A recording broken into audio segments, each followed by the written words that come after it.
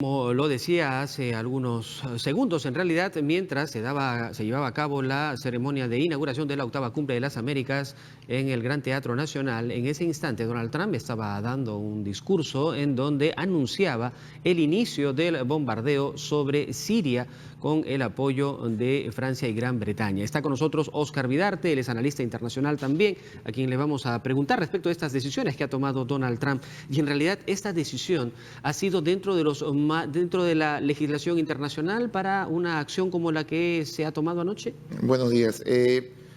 Es claro que esta acción llevada a cabo por el gobierno de Estados Unidos violenta el derecho internacional, en todo sentido de la palabra.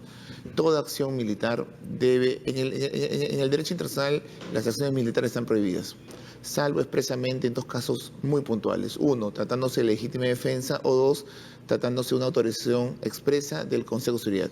Ninguna de las dos causales se ha dado. Y además en Estados Unidos tengo entendido que además debería contar con la aprobación del Congreso de Bueno, Estados ese es un Unidos. tema interno y principalmente hay procedimientos que en este caso puntual se estarían violentando. Y más bien lo que vemos acá es un claro acto de represalia, una represalia que a la luz del derecho internacional están prohibidas. De acuerdo. Y a pesar de que hay, por ejemplo, la OTAN se ha pronunciado y estaría de acuerdo con la decisión que se ha tomado. Una cosa es el marco jurídico, otra cosa es el marco político. Lo que estamos viendo básicamente es un intento de legitimar. En el derecho internacional hay dos términos muy importantes. Uno es lo legal y lo segundo es lo legítimo. La OTAN intervino en Kosovo a finales de los 90, en una intervención fue claramente ilegal, pues fue legítima, porque finalmente creo que protegió a miles de personas, se iba a dar un genocidio. Había muchos indicios de que estábamos frente a la posibilidad de un genocidio. Entonces yo creo que lo que tratan de construir en este caso es, está bien, será un caso ilegal, pero tratan de que tenga legitimidad, es decir, que tenga el mayor apoyo posible a nivel internacional, con lo cual pues le da cierta fortaleza al accionar que está llevando Estados Unidos. Y la única forma de comprobar, o al menos validar esta teoría que tienes, es que se demuestre que efectivamente han atacado objetivos donde sí había armas químicas. Y no solamente eso, sino que se demuestre fielmente que en esta ocasión el gobierno de Bashar al-Assad usó armas químicas. Parece claro que todas las partes en conflicto en Siria han usado armas químicas y existen informes al respecto. Sin embargo, básicamente las bases o fuentes que han utilizado países occidentales, en este caso concreto, son sus propias fuentes. Y por eso se generan muchas suspicacias y nos hace recordar rápidamente lo que sucedió antes de la guerra de Irak, el 2003. Justamente las fuentes de inteligencia norteamericana y británica fueron las que dijeron de que Irak tenía armas de destrucción masiva, algo que no existía. Entonces, claro, lo que muchos dicen ahora es ¿por qué no esperamos a una investigación independiente Que estaba en proceso, además. que está en proceso, además, y que no se ha esperado su final? Con lo cual no estoy tratando de quitarle la responsabilidad al régimen sirio, que ya tenemos en los últimos años investigaciones independientes que han señalado que sí, pues todas las partes en conflicto Y las han imágenes usado. han dado cuenta de Exacto. este ataque el 7 de abril, ¿no? Donde evidentemente niños incluso han terminado. Acá hay afectados. varios temas preocupantes. El tema que un Estado, que un país use armas químicas es muy preocupante. El tema que un Estado o que algunos Estados violenten el derecho internacional utilizando la fuerza es muy preocupante. Y ahí yo quisiera aprovechar en algo, porque el Consejo de Seguridad de las Naciones Unidas ha debido de tener conocimiento de esto y pronunciarse, ¿no? Ayer hubo una reunión, el viernes hubo una reunión en el Consejo de Seguridad y seguramente va a haber una reunión hoy y mañana a partir de estos ataques. El secretario general de la ONU, que es el representante de la ONU en términos generales, ha manifestado su preocupación. Él no ha entrado mucho en la discusión de la legalidad o no, pero ha señalado su preocupación por las consecuencias que pueda tener. Y este es el tercer punto que resulta preocupante, que tanto esto puede acercarnos a un enfrentamiento mayor, que trascienda pues el ámbito sirio, porque en Siria, en la guerra de Siria, la guerra de Siria es un conflicto a muchos niveles. Hay dinámicas internas propias de la situación de Siria, grupos que quieren sacar de poder a Bashar al-Assad, pero también hay intereses de potencias mundiales y regionales, Irán, Estados Unidos, Francia, Rusia. El temor que creo que expresa Guterres es que esto pueda degenerarse o desencadenar algún tipo de enfrentamiento mayor que nos lleve pues a una situación de mucho más conflicto. Ahora, siempre detrás de una guerra se suele decir que hay un contexto económico que también uno tiene que empezar a mirar. ¿Cuál es digamos, la lectura que tienes respecto del punto de vista económico en esta situación? Bueno, fundamentalmente, cuando pensamos en términos económicos, las guerras no favorecen en ningún sentido la dinámica económica mundial. Es decir, estamos hablando de una región que tiene petróleo, una región que es muy inestable en los últimos años. Es decir, un escenario de que desencadene un conflicto mayor, pues obviamente no hace bien a una economía del mundo que trata de superar malos años vividos en los últimos tiempos. Y eso pues es evidente, a nadie le conviene, ni en términos económicos, ni en términos políticos, ni en términos de vidas humanas, conviene pensar en una escalada de tensión en el corto plazo. China ha de alguna manera expresado su interés o su apoyo de alguna forma a Rusia, ¿no? Y también acaba de suceder algunos desenlaces económicos respecto de restricciones o, digamos, decisiones que se ha tomado desde el gobierno de Donald Trump que han afectado a China y que China ha reaccionado inmediatamente.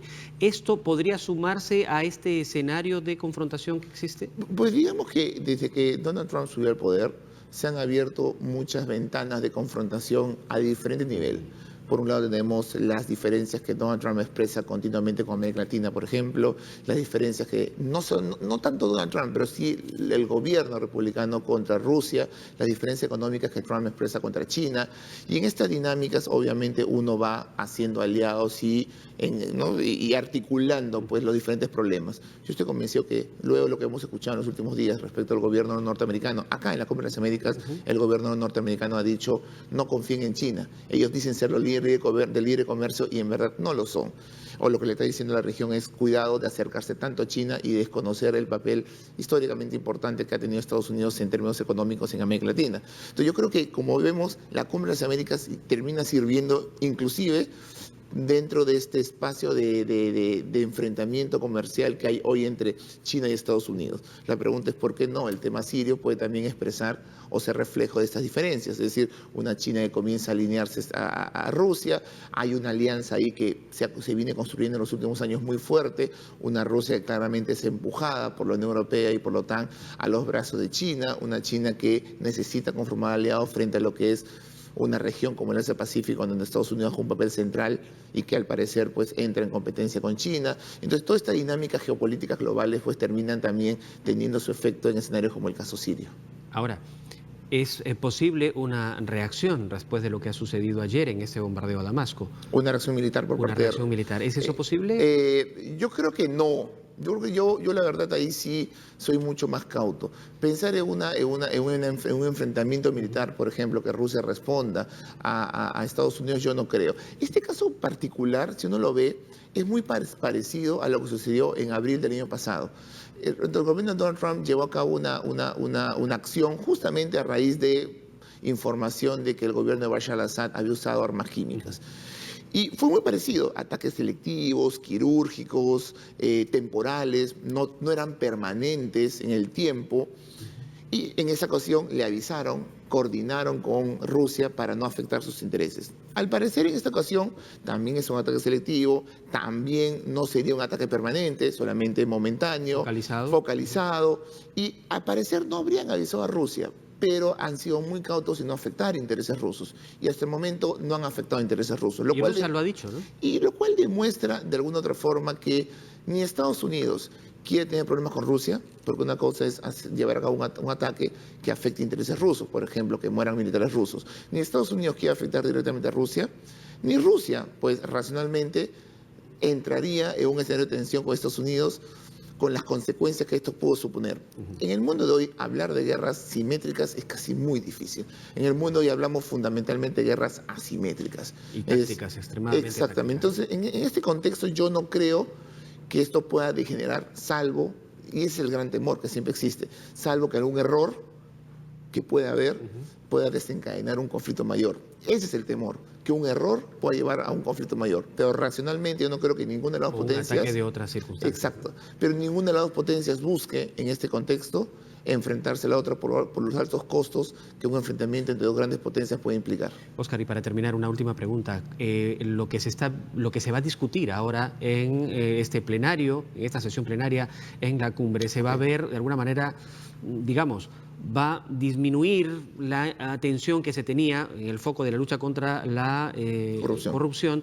Ahora, con lo que ha sucedido, ¿tú crees que eso sería posible? ¿Podría ponerse en peligro el llegar a un entendimiento al final del plenario? Esos plenarios sirven para discutir sobre diferentes temas.